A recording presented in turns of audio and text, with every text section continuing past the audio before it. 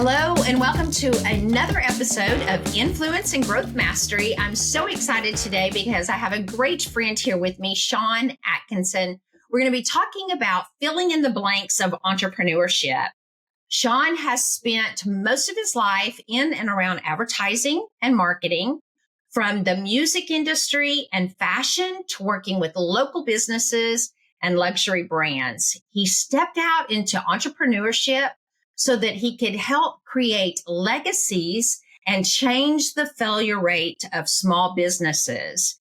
And again, today we're going to talk about entrepreneurship and how to navigate the business journey stages and the topic, filling in the blanks of entrepreneurship. Sean, I'm so excited to have you here on the show with me today. Welcome. Thank you so much for having me. Before we start, I would just want to convey to your audience, I have had interviews and things over the years, and there were first in the questions that Tanya was able to put together. So it's had me really excited to be able to have this conversation.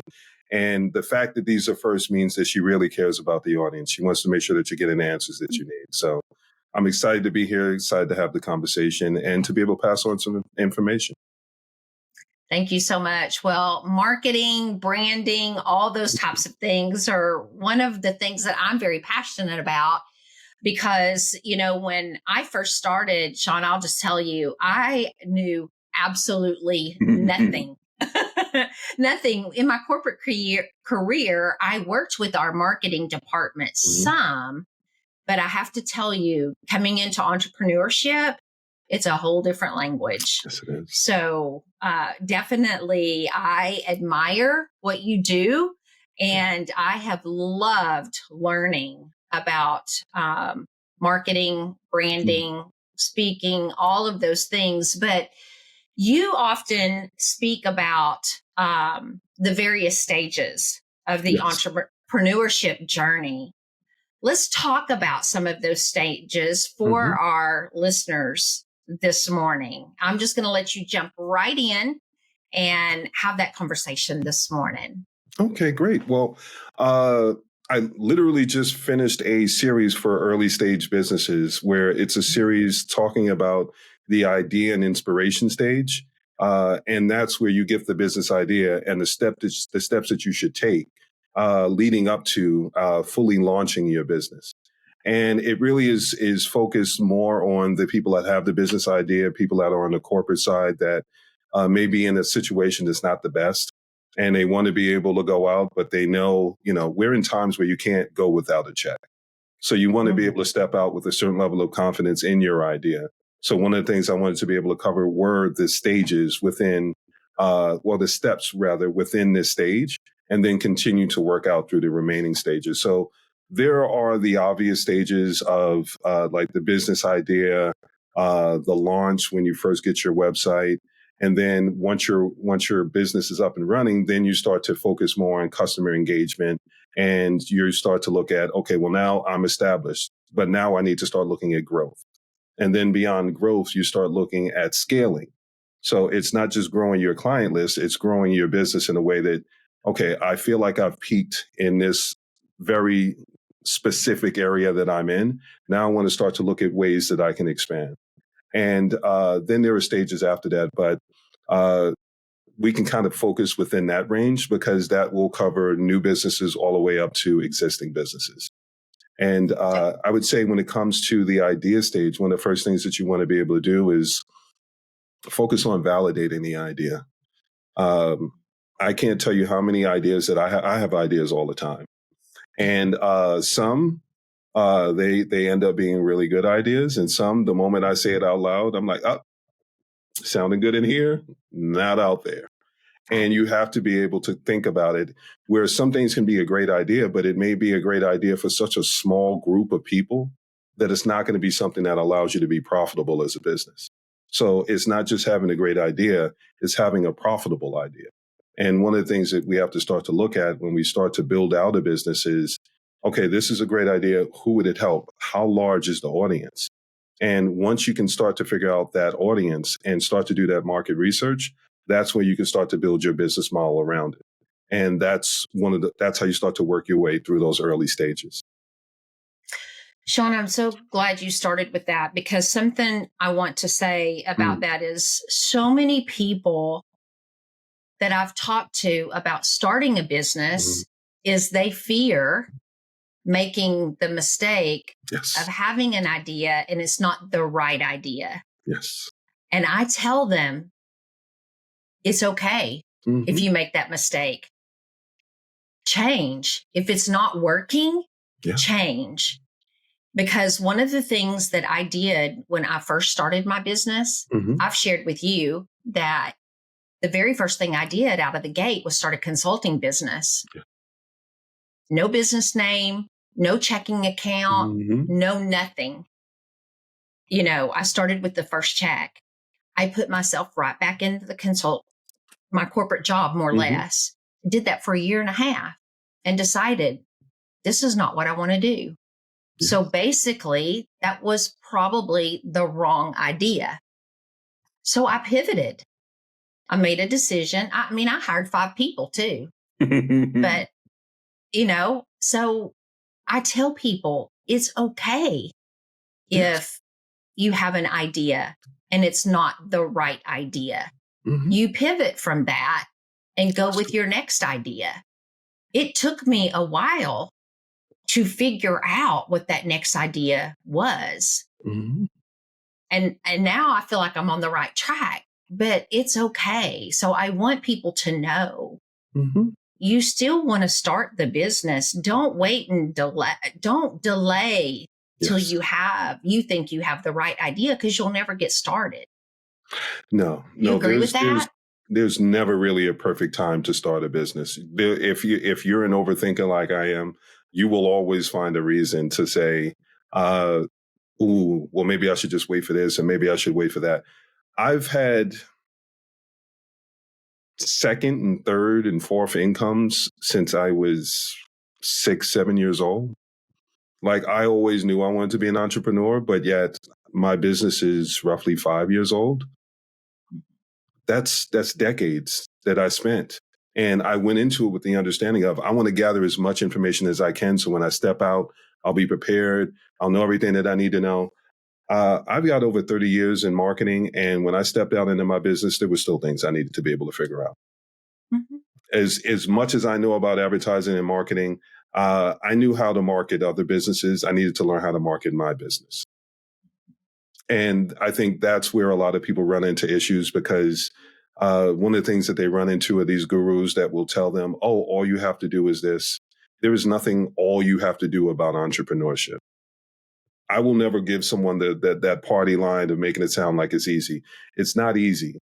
It's something that you have to care enough about. And that's where the business idea matters, because if you find a business idea that you can do, and this is one of the things I try to convey to people, find something that you can do on an off day when you Mhm. don't feel good, when you don't feel like your best version of yourself. If you can still do that and do it at an adequate enough level where someone's like, you know what, thank you, that might be something that you can do. But if you pick something where it's difficult or it's hard and you're having an off day, then how can you be consistent with it? Mhm. And at the end of the day, what gets you your customers and what gets you that loyalty that you want to be able to have with them is consistency. And people can tell when you're having an off day. People can tell when there are things going on with you. And you want to be able to find something where you can still kind of be in that sweet spot without compromising yourself or being fake and phony, because they can tell that part too. Mhm. That's why I always say, what is your passion? Hmm. What is your skill set? Hmm. What is your knowledge? Where is your knowledge? What are you doing today Hmm. that you can find something to do outside of where you are today? I mean, there's people that lose their jobs Hmm. and then they get so sad and depressed because they think they can't find something to do. Hmm. And I'm like, you have so much knowledge that the world needs today. Don't go to the retirement chair. My coach loves. I have a personal branding coach, and he loves because I say that. Don't go to the retirement chair. Don't go to the couch, because you have such a skill set. You have so much knowledge in ever how many years you spent at that 9 to 5 or that corporate job. that you can take. If you can't find a job, keep looking. If you want to work still in another 9 to 5, try to find it. But if you can't, get online. There is people who will pay you for that knowledge. Yeah. Is it easy? No, but there's people that will pay you for that knowledge. Absolutely. And there's mentors out there. There's coaches out there. There is people. There's YouTube out there. Yeah. The second research item out there in the world. It has taught me so much. There's so many resources out there to self-educate you. I'm a self-educator. I'm always educating myself. And I just think people make excuses today. No, it's not easy. And it takes hours to do it. But if you have a passion, you're not lazy. You know, you've got that skill set and that knowledge. Take some of your money and find somebody that will string you along and help you be successful. Learn marketing, learn branding. I didn't know it. And now I do a ton of it. I help people with it. You're doing a podcast. I'm doing a podcast. There you go. There you go. It's what's funny, and it's I have these conversations like this is going to sound like it's off topic, but I'll bring it back home. One of my best friends, I've known him since I was 10 years old, and we were having a conversation, and I was telling my mother, I was like, "Oh yeah, he's in IT." She was like, "Of course he is." I was like, "Well, why would you say that?" She was like, "You don't remember the way that he used to like get like apply like toys and different things and take it apart and then try to put it back together?" And I was like, "No, I don't remember that." And I mean, we talk all the time, but I completely forgot about it. And then I mentioned it to him. And he was like, "You don't remember the time my mother almost killed me?" There was a computer called the Commodore 64. Oh, Came yeah, I out in remember mid that. to late 80s or something like that. I remember that. I got it. And he used to come over and he would fascinated by it. And it was the beginning of computer language. So it's weird now because I completely forgot about Commodore 64, but in the retelling of it, it all made sense. He literally got to a point, and this is one of those things where his name is Sean and my name is Sean. So if Sean was doing something, the other Sean was doing something. So apparently he got the bright idea when he got the Commodore 64 to take it apart. Because what he told his mother was like, "What did you do?" "Oh, I was doing system maintenance." Oh. He was 12 years. What does a 12-year-old know about system maintenance? But I'm doing system maintenance. His mother got on the phone with my mother, and her thing is, "I am going to strangle this boy." Is it possible that he took this apart and he could put it back together? And in the time they were having that conversation, he felt life at danger. He put it back together and turned it back on. And my mother was like, "Yeah, you can technically take it apart and put it back together, but it's normally an expert that can do something like that." His fear of the beating that he was going to get was more than enough for him to be able to do that. Fast forward, what are we talking about? 30 plus years. Now he's in IT. I started to say, is he a programmer or putting things back together? We find our way to our passions is where I'm going with it. Over the years, one of the things I've learned is the code behind what goes into a website. Now, I'm not a web developer. I don't want to be a web developer. Looking at all those numbers and code and all the rest of that, after a while, it's just too much. But I remembered it because of the Commodore 64. So there are experiences that we have in our life that will guide us towards the things that we're meant to do. And if you talk to the right people, they will say, "Oh, yeah, it makes total sense that you're doing what you're doing." So there are going to be times where you feel like you can be in a corporate position and a job can end. And one of the things that I tell people is you have a wealth of knowledge that you have to just change your mindset a little bit, which you have to change it from being an employee to being a consultant. Now, as a consultant, that's exactly what you were describing. You can reach out to a small business and say, "Listen, I'm adept at accounting. I'm adept at sales or account management or whatever task that you were doing at that corporate job. that could be enough for you to be able to get a foot in the door with a small business that needs help with something like that. They're struggling. They can't afford to pay someone full time, but you can come in on a consulting basis while you're interviewing for a regular job. And that'll give you that introduction to entrepreneurship that you can say, you know what, I actually do know something. And and start to build up your confidence on, I can go out and do something. There's a calling for what I do. But more than not, you can't work but for so long without picking up skill sets that someone would want to pay for. You got a job and a check because you learned a skill set that somebody is willing to pay for. Now it's just a matter of finding other people that are willing to pay the same money or something comparable. Completely agree. Completely agree. So, Sean, you mentioned 30 years. So with over 30 years of guiding entrepreneurs, what are some of the common milestones or blanks that you've seen many struggle to fill in, especially in their early stages of entrepreneurship?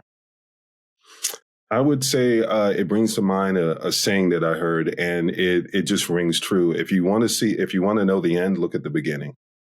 And it speaks to how one starts is how one ends. If you skip steps in the beginning, you're eventually always going to have to go back and fill in those steps. So one of the things that I notice is there are times where you don't absolutely have to go on with a business plan, but you should have a business model. There are some people that'll start a business with a business idea, but they don't have a business model. That lack of a business model will make it harder for you to know who your audience is. You won't feel confident about your pricing.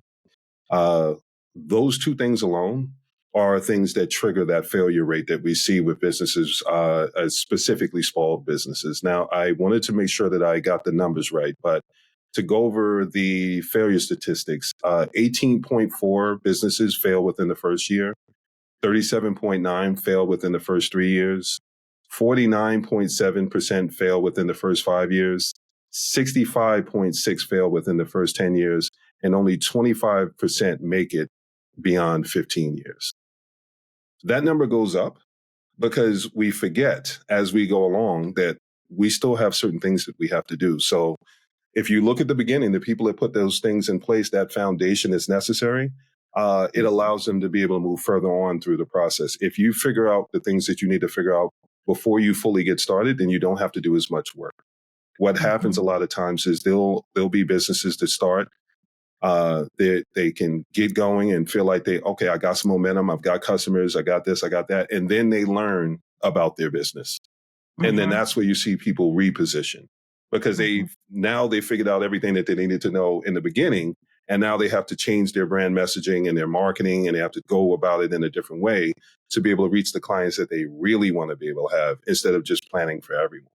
So one of the things that I look at is I say, well, if you work on the things in the beginning and you establish the things that you need to know, think of it as a tree. The leaves may shake, the branches may sway, but the tree never really goes anywhere and the roots are steady.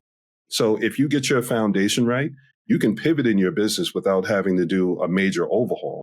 You can just change directions or lean in the direction of something where the market is going a little bit more without really changing who you are as a business or the perception that your audience may have. Wow, I love that. Brings a couple of thoughts to my mind in having a conversation not long ago to someone who is getting booked on a lot of stages, but really has no business foundation down here. And so I said, if you continue at that pace, getting all of these stages, but you really don't have your business foundation built down here, you're not going to be able to sustain all of this. No. I mean, what are you doing with all of the contacts that you're collecting? Yes. How are you going to stay in contact with those people? You have no email sequence. You have nothing to stay in contact with those people. You don't have any programs built out. You don't have, all you're doing is going and speaking. You've got to have something down here to sustain all of this is going on up here. Absolutely. Eventually you're going to burn yourself out. You can't keep that going.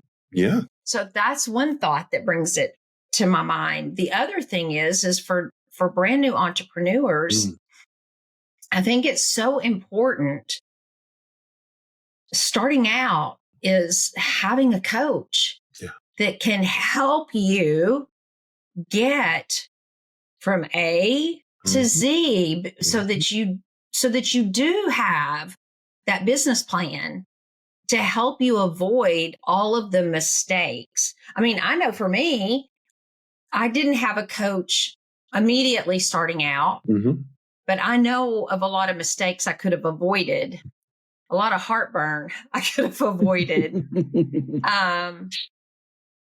For sure. Absolutely. I started out, got a website. Now that website's gone. I started drafting another website. I went through 2 people. Then I finally said, I'm not even going to create a website until I decide what I'm going to look like when I finally grow up. Yes. And then I hired a personal branding coach, and it was like, okay, so what is my website going to look like then? I mean, you really need to understand what your brick road looks like before you jump into a lot of those things. But I think most people think as soon as they start a business, I have to have a website. I have to have business cards. I have to have this and I have to have that. You don't have to have all of that right out of the gate first thing. You need a blueprint. You need a roadmap. You need your mission, your vision, your values. You need all of those things. You need to know where you're going first. And so I think hiring a coach and having that marketing person to help you figure out your products, what you're going to sell, who you are as a person, who you are as a business. I knew who I was going to be as a business before I knew who I was as a person. I had it backwards. So there's so many mistakes that you can avoid if you hire somebody out of the get-go. And hiring the coach is less expensive than making all of the mistakes. I was going to say, yeah. Trust me, I was there. Absolutely. And so let someone, there's lots of nuggets here in this podcast today. Hire somebody out of the get-go and literally get yourself on the right track and save yourself the money and getting started off on the right foot to success. Yeah, absolutely. I would love to unpack those 2 things because I think that's something that people, if they can understand these 2 things, they're well on their way to being able to avoid those statistics that I read off. That you just mentioned. Yeah, I would say first and foremost, one of the first things that people hear when they hear, there's a cost for the coach and there's this and there's that. Ask anyone that bypassed that and is further along in their business, how much it cost them to go back to learn all the things that they skipped by not having that coach. Ask them how much it cost them with the business that they've won. So whether it's a customer and you're doing B2C where it's, commerce, like if you're selling to regular people or if you're selling to a business, it's hard enough to be able to win business. Then you have to worry about how you're going to hold on to that business, and retention comes into play. There are some people that can get lucky enough to win business, but the lack of business foundation is what's going to make it so that you can't keep those customers, which goes back to your first point of you can get a lot of speaking engagements, but if you're not maximizing those, if you're not using that, you get a window. And you have to make the most of that before that window closes, because when that window closes, it says, okay, we gave you all of this. What did you do with it? And this is where you make networking contacts and you do all of these different things. You meet all these wonderful people. You're having a great experience. But what you find is that you're doing so much talking that you're not doing. And that's where you end up running into a problem where you'll run into burnout. And that's where you see people that have been doing the business for longer. And we talked about this leading into this call. I was literally on the phone with a client yesterday, and I didn't know it was him when I first called. And when I answered the phone, the first 15 to 20 minutes of the call was just him venting, just, oh my God, all of these things are going wrong. And I'm thinking in my head as he's running through some of them, I'm like, I know I already gave you the answer to that. I know I already gave you the answer to that. And I let him get through it. And then I said, okay, well, now I know when you called me, you know what kind of person I am. I'm not going to sit here and dwell on the problems because those things have already happened. I'm more focused on the solutions and how to be able to fix it. So I need to let you get that out because clearly you needed to get that out. But now we need to talk about what you need to put into place in order to make sure that you can get past these obstacles and things that you have. I think the reason that coaches are so important, and I want to preface this with the second question next to someone saying, well, I have to pay for it, is how do I find the right one? Mm. I'm going to be honest with you, full disclosure. For the most part, most of these people are teaching the same exact thing. There are nuances to it, but for the most part, there's best practices, and we all know what the best practices are, and we're going to keep those guardrails to keep you from going too far left or too far right. But what you're really looking for is someone that explains things in a way that you understand. Right. And if you feel like there's a connection and they explain things in a way that you understand it, then you feel comfortable asking those follow-up questions that you might not normally ask someone else because, well, I don't want to say that because then it's going to make me sound stupid. Or they may think I don't know everything that I need to know. It's a business coach, or it's your branding or marketing or whatever kind of coach that you're getting. They expect you not to know. They expect to have to teach you these things. So then you're in a position where you can feel comfortable. You can be comfortable asking these questions because part of what they're doing is they're giving you the knowledge so that you can feel more confident and move forward with your business that way. So the two questions that normally come up is, why do I have to pay for it? Because it's cheaper than going back and trying to correct those things once you're further down and more established with your business. And then it's also more economical to get it right the first time. There's the saying, measure twice, cut once. There's a saying for a reason. If you take the time to get it right going in, then you don't necessarily have to go back and fix it. You'll hear words like repositioning. Those are people that normally started their business. They were generating some revenue, but then as the market shifted, they needed to shift. And there are small tweaks that you can make when you're making repositioning or when you're repositioning your business. And then there's the people that have to do a complete overhaul. If you see someone do a complete overhaul, it's because they probably didn't start. And I'll bring it back to it. If you want to know the end, go look back at the beginning. If you see someone doing a complete overhaul, it's because they probably didn't think things out to say, okay, this is what my business looks like now. What could it look like in 5 years? What happens if the market shifts? You got in because you realized there was a space that wasn't being addressed. Logic says there's what is it? Every year, there's more than 600,000 new businesses that started a new business. 600,000 every year. That's 600,000 people that step into something going, you know what? Either I think I can do it better, or there's a gap, and there's people that aren't thinking about filling this void, and I want to step in and fill that void. You need someone to walk you through those things. You need someone that could be able to explain those things in a way so that they make sense, so that you can plan for the future. So that when, I'll put it to you this way, let's go real world. It's more expensive to change someone's perception once they've already got an idea of who you are than it is to get it right the first time and make it so that that's your perception going forward. So if you put a business out there and your branding and your messaging isn't right, the audience is going to create the narrative for you. They're going to say who you are. They're going to say how to use your product. They're going to say the use case and all the different things. As a business, you can't afford to have them say it when your job is to make sure that you're conveying it in a way that they understand so that they know how to use it to get the best results. That's one of the reasons why you want to have a coach. That's one of the reasons why you want to establish that foundation, because you don't want to have audiences say, for example, let me think of a product that someone was using and people use it a completely different way. Actually, I'll give you a different example. There are some ideas that are so good that it's hard to stay profitable. They once had a car battery that when the battery died, you could just flip the switch and the other side was charging while the other side was going. That business idea was so good, there was no way in the world they would be able to sustain their product because you would buy it once. So you have to go into these things knowing, when you're thinking about like a business model, is this going to be something that they buy once? Is this going to be something that they buy more than once? Your marketing and everything should be based around that, because if you know that they're going to need to buy it more than once, then you're not just selling them once. You're selling them on, you're going to get this, you're going to enjoy it. And when it comes time for you to get another one, come back. And we'll take the same good care of you that we did before, or better, because now we know more about you and we can make sure that it's a really good experience. These are things that a business coach can walk you through and help you plan for the future, as opposed to just kind of winging it and figuring out all the things that you have to figure out. And you don't know what you don't know. I completely agree.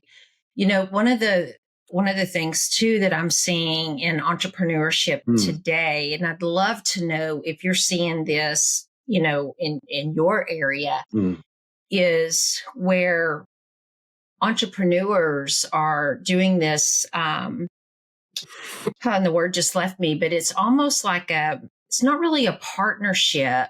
But let's say, for an example, that I'm really good at this one thing, systems. I'm really good at helping people with systems. You're really good at helping people with marketing and branding. And so I'm coaching, John Doe, and I'm working with him on his implementing systems and automation and this or that. And I say, John, I've got this friend, Sean, who I want to bring into your pathway, and let's bring him in and help him and let him help you with some marketing and branding now that we're getting your system set up so that he can brand you and help market you to get you on the right path. And so I bring you into this coaching process, and then you take on and you work with him as well. Because let's say marketing and branding is not my gig. And so people, entrepreneurs are doing some partnering together where maybe they may not have the influence, or they may not be strong in a certain area. They're partnering with individuals to assist in their coaching. I'm seeing a lot of that, some community coaching, if you will. I'm seeing a lot of that starting to happen today. Are you seeing some of that as well? I am. One of the beautiful parts of being around for a certain period of time is you see history repeat itself. And this is something that's repeating itself for me. I've seen it a few times over. It's like when we go through periods of deficits and things like that, where people are like, oh my God, this is the worst thing ever. And I'm going, I've seen at least 4 or 5 of these. And I just know when you in this situation, like there's certain things to do. Yes. Yes. It's gone out, but now it's coming back. And there you go. Similar to fashion, all of these things come back around, and that's the importance of learning what you're looking at the first time. So when you see it coming the second, you can prepare for it. And that goes also back to having a coach or someone that can tell you what it is that you're looking at. But yes, absolutely, this is something that is coming back into play. And one of the reasons is because for small businesses, word of mouth is their business. When you're not established, you can't run out 50 testimonials like a more established business can. You're relying on the relationship more. And those relationships start with someone that can say, well, I'm at this part of their customer journey or their business journey if they're a business, and saying, well, I can get you up to this point, but I know someone that can get you from, if you're saying from A to D, they can get you from E to, M or L, or pick a letter. They can get you further down your path. And those milestones, it's beneficial to not just the customer, but it's beneficial to the business as well, because this way you can play to your strengths. I think one of the things that people end up doing wrong, and this is why this always comes back, is they think they need to be all things to all people. And what happens is you realize, well, not only is that not really going to work because I'm not getting the results that I always want to be able to get for them, but it's a lot of work to be all things for all people. If you're a solopreneur, you're running a small business, you're wearing a lot of hats as it is. And one of the things that I tell people is when we start working, one of the things that I always start with is an assessment, because I not only want to understand your business idea, I want to know what's going on in your world. I want to learn. I want to know how you learn. I want to know the things that are going to allow you to customize the strategies and the tactics that we're talking about. Because again, I don't like the gurus to say, all you have to do is this. No. I want to know what's going on in your life so that I can say, okay, so you do have a support system around you. Great. If you've got people that are happy to be able to support you, here's a strategy that you can use because you have those people. There are introverts that they don't know. They can be the most talented people in the world, but it's not necessarily going to help them, because what if they can't get in front of the right people? Then what do? So this is where, for example, and let's stick with the introverts or in people dealing with imposter syndrome. When you have networks and you have people that can make these referrals, those are the things that allow you to be able to get further along in your business. And it also builds up your confidence to go, well, how bad could I be if they believe in me and they're sending business my way? It doesn't allow you to get in your head and get into your feelings and feel like, well, maybe I'm not good enough, which would normally happen if you come in as a new business and you just start trying to do advertising. I think one of the most rude awakenings, but one of the most powerful things you can do is look at your mentions when you first start a business. Look at your traffic. And when you first start out, you'll see people and they'll say, oh, yeah, the established businesses, I get at least 2,000 people to my site every day. I get this much engagement, this, that, and the other. When you first start your business and you're putting your level best out there and you get one like, or you get no engagement for a week and you're like, I remember those days. Like, it's just, this is why I joke with you and I said, we're in the confidence business. Because by giving them the information that they need, we build up their confidence to understand it's not what you're doing is wrong. It's just the way that you're going about it. And that's where things like positioning come into place. That's where things having a coach that can say, and we talked about this as well. You have to be in the right mindset when you're going on to engage with audiences, because if you're not in the right mindset, you don't know what's coming across. If we talk about pricing, everything is perception. So, there are some businesses that are really, really good with the product and services that they have, but the business isn't flourishing. And then there are people out there who, for lack of a better way to put it, they've got a crap service or a crap product, and somehow they still flourish. And when you know what you're looking at, it can be so defeating. Like, I know I'm better than them. I know I care more than they care. I know that I'm willing to do all of this for customers and I'll get them better results. And somehow these people still do better than me. They just have better advertising. They figured out a way to convey things to people in a way that makes more sense. So those people naturally go with them. And then once they've been doing it long enough, what ends up happening is these people just start going, oh, well, they're established. They how bad could they be if they've been around this long? Some people just manage to fly under the radar. They're not the best. They're just not the worst. And you go with that person thinking, oh, well, they've been around. They've got all these testimonials. And then there could be a new business that was actually going to be a perfect fit for what you were doing and the results that you were trying to get. But you missed out on them because you were basing it on a scale that wasn't going to benefit you or serve you in the end. So the networking and the collaborations and the joint ventures, this is what allows small businesses to be able to flourish. This is why small business networks and groups exist, because word of mouth is how a lot of these businesses stay in business. And when you can get a nice network, like one of the ways that I set things up, I used to do websites. I don't want to do websites. So I said, as I was part of a group and there were a lot of web designers and developers, and they were like, oh my God, I just wish somebody could, I get so tired of getting these clients and they don't have their content. They don't know what they want to be able to convey. They don't know what they need with the website. And they're looking for me to create to just create something out of thin air. I was like, oh, all you have to do is this, this, this, and this. And they were like, wait, why did you make that sound so simple? Well, it's because it is. And they're like, no, it's not. And the fact that you just did that makes me feel like you don't want to do websites anymore. And you know that you could go earlier in the process and not only help them, but make my life easier. Why are you doing what you're doing? Go to an earlier part of the process and help people figure out the things that they don't know. So by the time they need to have the answers, they can actually give those answers. So many websites end up going bad because they don't have the information to be able to give them. They can tell them, well, I have a business idea. Okay. But when it comes to building a site, you have to have logos, you have to have colors, you have to have content, you have to have specific things. And if you don't know that you need those things, let's be honest, what happens is you go to get your website built. There are going to be some web designers and some people who build websites to say, oh my God, this is going to be so much. Like, this is going to take me forever to get done. They're going to mark the price up because they know it's going to be a lot of work because you're green and you don't know some of the things that they need you to know. So again, let's circle back to, why does it make sense to get a business coach? The money that you would spend for that business coach that can give you the answers that you need when you want to go talk to a web designer is going to bring the price down of the project for that web designer. It's going to bring the price down so that you don't have to do redesigns once you actually figure everything out. This is where having that network comes in because, or we can take it even further back. How do you know the right person? Because if you've got other people and you've got someone that's at the beginning of, okay, well, you're at the business idea stage, this person's going to be able to bring you up to the point where, okay, now you have the business idea, you have a business model. Now you need a business coach to be able to help you take that model and turn it into something real.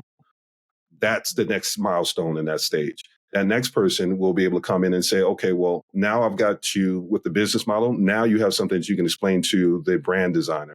So they'll be able to create your graphics and your marketing and everything else.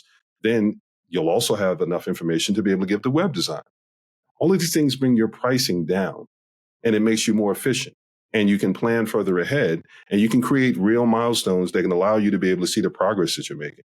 All of these things happen because, as you said, not only do you have a business coach, but you have people that are bringing you through the process. And if you trust the first person and they say, I trust the second person, then you're not going to any of these people that'll take your money and not really care if you get the results. Mm-hmm. Yeah, so good, so good. I think being in a community is phenomenal. Community platforms have been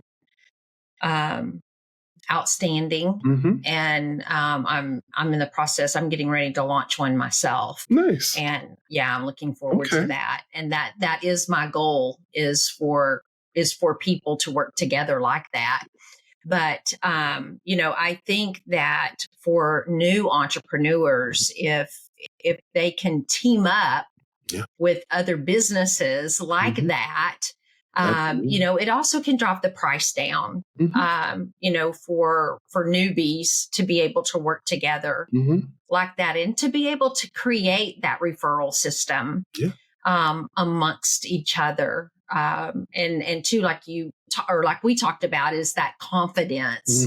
It gives them that confidence to when they are doing that interview process and somebody, or if you're interviewing me and I start talking to you about things that I need or the struggles that I have and what's going through your mind as the coach, as a new coach, oh my gosh, I can't do that for this person. Oh goodness, I don't do that either.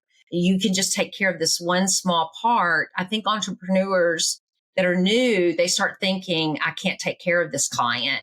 So they want to pass it on because they don't know how to price the small piece they can do. So they end up telling the client they can't take care of them when they could have taken care of the small piece and then said, but I have other people who can take care of these other situations for you, and then done a referral.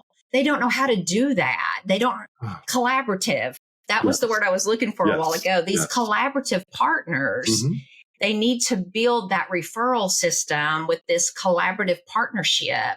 And so, I've done some of that myself and it has worked so well. And sometimes when you have those partners that you can collaborate with, sometimes because you have this reciprocal process in place, sometimes you can drop that price down. Not always, because not everybody wants to participate in a program like that. But when you are, when you're collaborating with people and everybody is passing individuals to each other, then that sometimes does drop price down for clients. And so I did not know if you had seen that as well. But being in communities where people do that, that can also be a great thing for a new entrepreneur who is getting coaching. Yeah, no, I first and foremost, I really want to stop for a second and make sure people understand just how valuable that information is that you just shared. Like, this is the difference between success and failure for a lot of businesses, because you first go into it and you're like, okay, well, I've got my savings and I put a little money aside.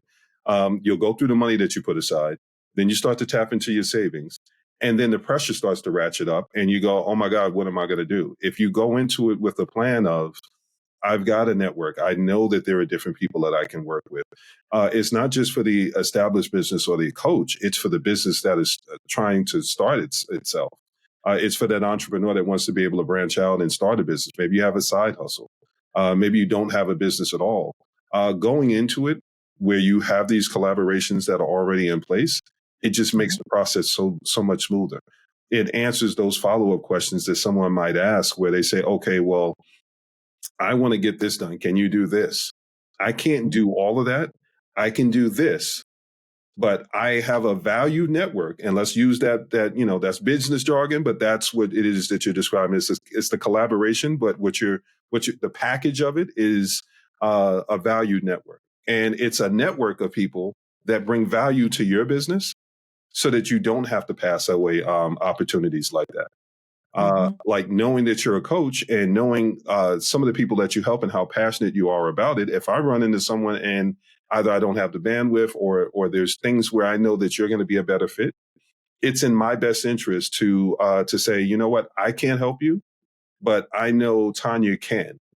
Let me put you in contact with her. Let me give her a little context so that she can get an idea of what it is that you're doing. And then you can go have that conversation with her. Similar to what it used to be on the corporate world, there would be people that would say, oh, I don't really want to work with that client, this, that, and the other. And my thing was always, I'm your representative within the company because I need to make you look good in your company.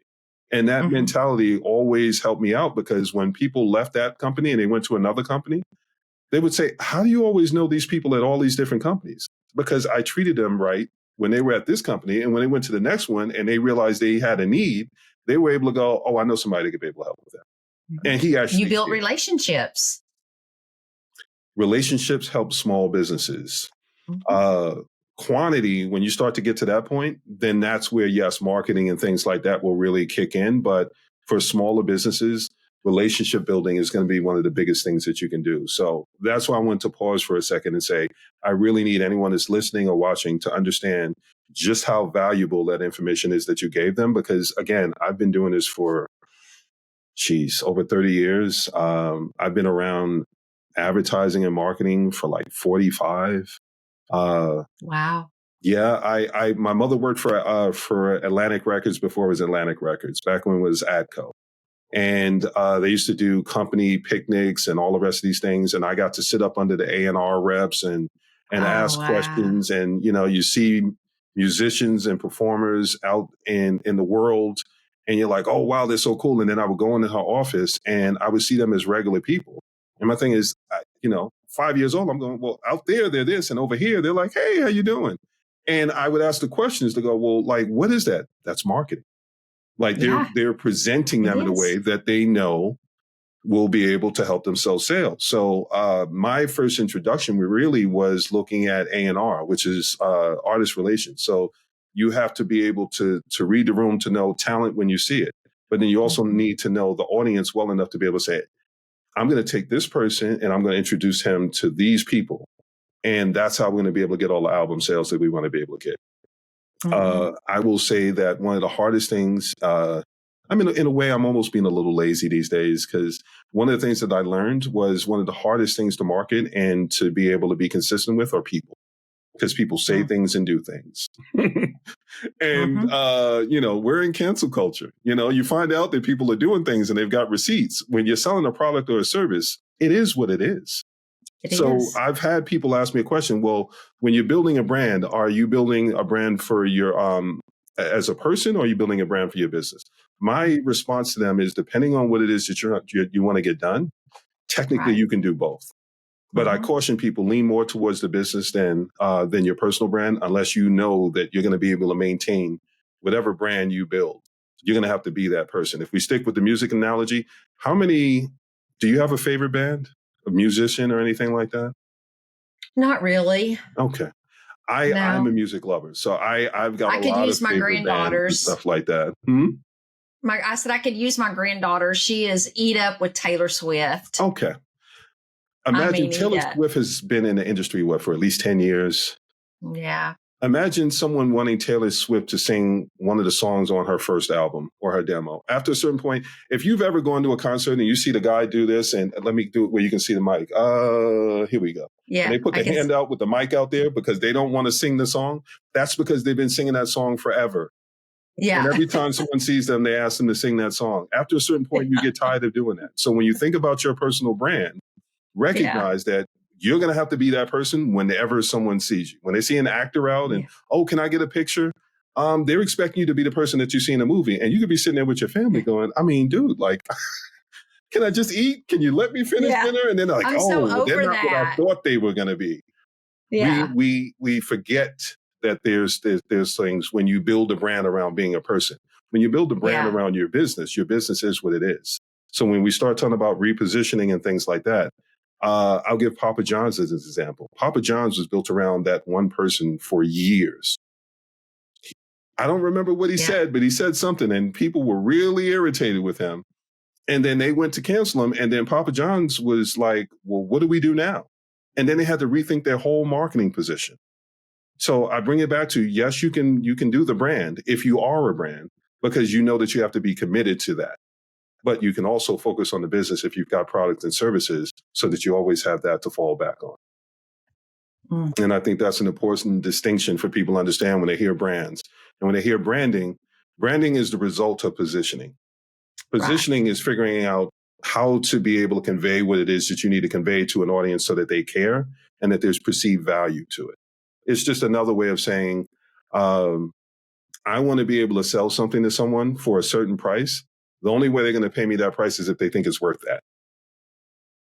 My job is to learn enough about you so that I can tell you in a specific way, this is what I'm doing for you to feel comfortable paying me that price. That's positioning. Branding is the result of that. So market research. There's times where people say, well, how do I do this on a budget? I'm a new business. I don't really have a budget. So much of market research is really just listening. There are so many people that don't feel heard. It's not hard to find someone to be able to listen to. And then you just find out like, okay, well, you're saying this. How many other people feel the same way that you feel? If it's 10, then that's too small of an audience for you to build a business around. But if it's 100, then chances are there's 1,000. And if there's 1,000, then there's 10,000. And then that's where you start to see like, okay, is this a large enough audience for me to be able to work with? But these are the things that you want to start to look at. And these are the things that you want to start to put into place as an early stage business, or even if you haven't started your business. If you can think of those things going into it, then you have what you need as you start to go forward. Yeah. So when it comes to unique positioning, what are your thoughts around the digital age today and the AI stage? What is your thoughts about all of that? I think it's similar to things that I've seen over the years. Like I said, things always come back around. It's just got a different name or package to it, but it's the same thing. I think digital advertising, the major difference I will say is this. I can remember when we switched from print, like magazines, newspapers, and things like that. I remember the .com era. I remember working at GQ magazine, and I was a junior assistant. So it was one of those things where you work for the bigger people and then they let you sell certain ads and things like that. It's changed since then, but back then it was one of those things where it was really hard to be able to get them to allow you to sell. But what I did was I looked at the .coms, and my thing is we were using that as added value. And added value just means if you buy space in this magazine, we'll also publish your stuff online. It's the opposite now. Now it's one of those things of, oh yeah, if you buy this space online, we'll throw it in the magazine too. Now, there was a whole world of people that only knew print. And when digital kicked in, they're like, oh my God, what am I going to do? I can't tell you how many people that I spoke to that were stuck in that position of, I don't know anything about digital advertising. And thankfully, I was in a position for some of the jobs that I've had where I was able to walk them through it and say, okay, I was in print. I understand what the rules are. Here's what's changed. You're not going to hear this from every place else. Here's what changed. It's the same stuff. They're just doing it this way. I'm going to walk you through all the things that change so that you can see what it is, and you can still have the same speech, the same sale, everything else that you were doing. These are just the parts that you're going to tweak. So I would say digital has just taken it from being in print, where it wasn't as trackable, to now it's evolved to, once you're online, you can track everything. It Right. got so bad that this is why they put these regulations in place now, where they're like, whoa, whoa, whoa.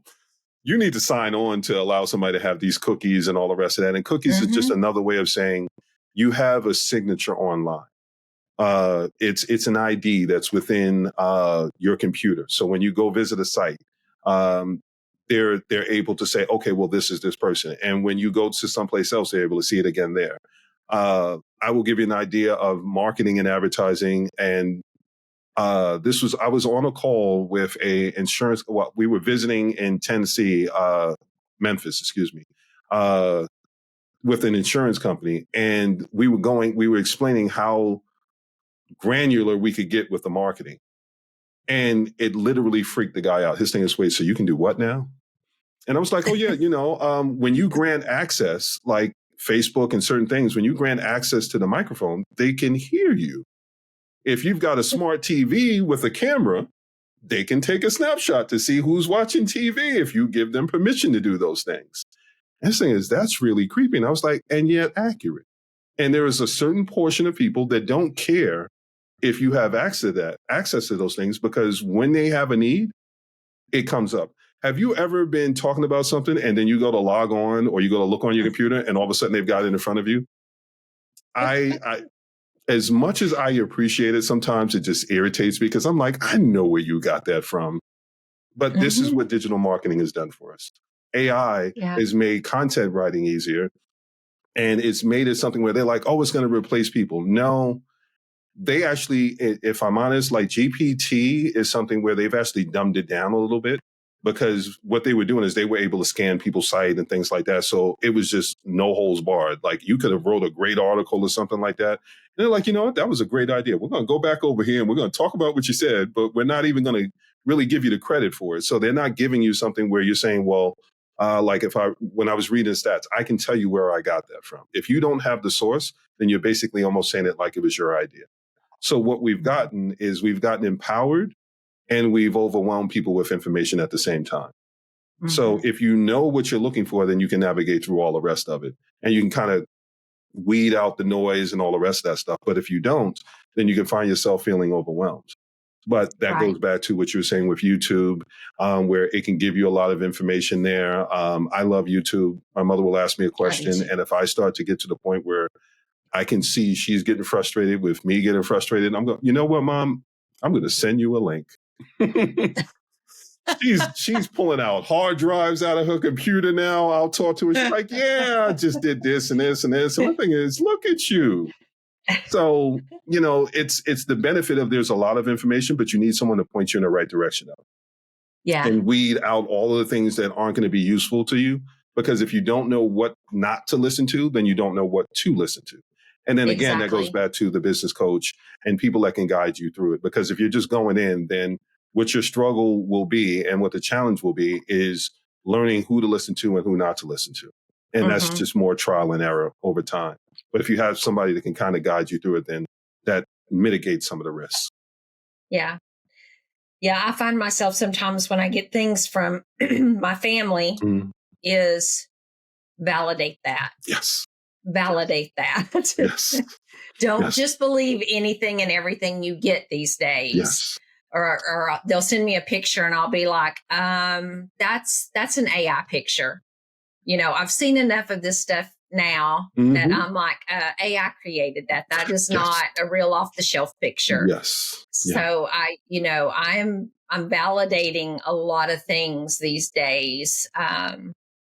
And I'll get on some websites, and here comes the cookie thing. And I'm like, I'm not accepting that cookie or, you have to make a lot of decisions today when it comes to the digital world. And so, it can be your friend and it can be your enemy. So I think as individuals, as business owners, and we have to be cognizant of what we're doing. And then sometimes, I may receive something that accept these terms. And there's days where I'm like, okay, I'll just accept it. And then there's days where you talked about the mindset earlier. I'm like, no, I'm not going to just accept this. I'm going to delay this decision as to whether or not I'm going to make this purchase or whatever until I have a clear mindset and I can read these terms. We just have to be careful because we just don't know if we're opening up all of the speakers in our homes to who knows who. So, there's a lot of things that goes into being an entrepreneur, or even just being a human today. And so, well, Sean, today has been, this has been a phenomenal conversation. I would love for people to connect with you. And of course, they can't connect unless they know where to find you. So could you share just a minute where you can be found?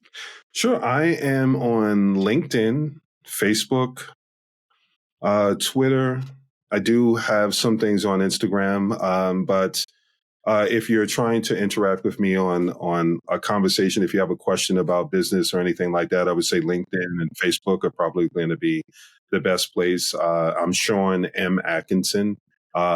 We'll be sharing the links and everything so that people can find me there. The website would be majority.media.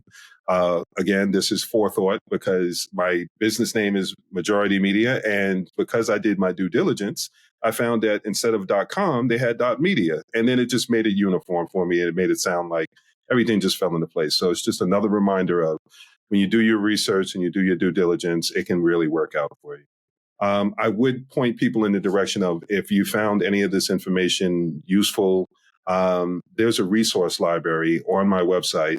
And I just, it's content upgrades from articles where it goes into things a little bit deeper.